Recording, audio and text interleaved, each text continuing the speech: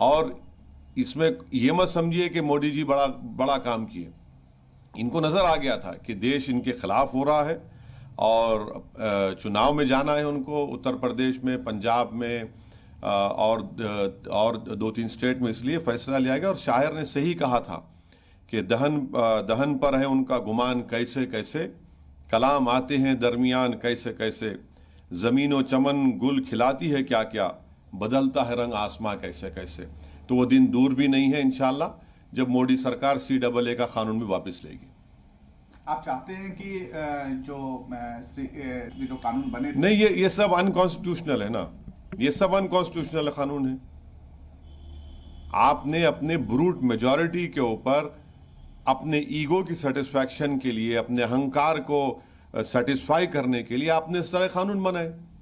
बिल्कुल गलत कानून है, इसका अनकॉन्स्टिट्यूशनल कानून है, चाहे फार्म लॉज हो। 1 साल प्रोटेस्ट चला।